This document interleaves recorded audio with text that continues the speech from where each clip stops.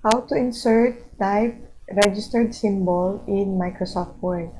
Bali, marami pong paraan para ma-insert natin o ma-type natin yung registered symbol in Microsoft Word. Yung una po, ipipress and hold nyo po yung Alt key, tapos po R.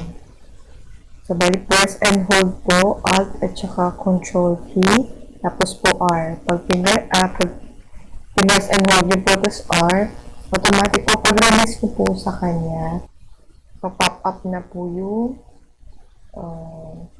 registered symbol. Yung isa pa pong paraan, bali yung Alt key po, naka-press and hold, tapos po 0174. So, makikita niyo po, magpa-pop up po ulit yung registered symbol. Yung isa pa pong paraan, bali press and hold din po yung shift key, tapos po yung open parenthesis, shift key, open parenthesis, R, plus press and hold po ulit yung shift key, plus close parenthesis. So, gawin po natin, shift key,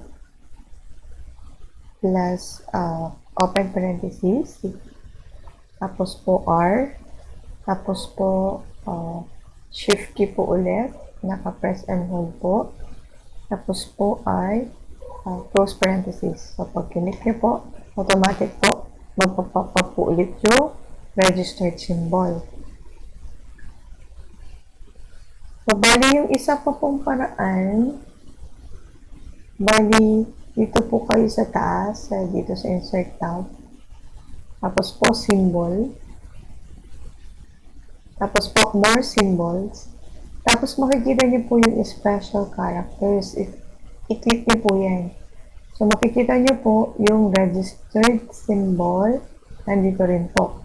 Pwede pong double click. Pwede rin pong pagka-click niyo po doon, insert lang po, tapos po close. So, gawin lang po yung mga paraan para po i-insert o i-type yung registered symbol in Microsoft Word. Yun na po, press and hold Alt key, press Control key plus R. Tapos po, Alt key plus 0174. Press and hold din po yun. Tapos po, press and hold Shift key plus R plus press and hold din po yung Shift key plus close parenthesis po. Ano po?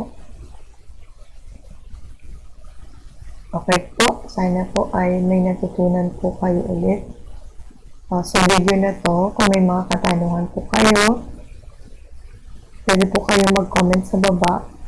Itatry po natin sagutin. Okay po. Thank you po.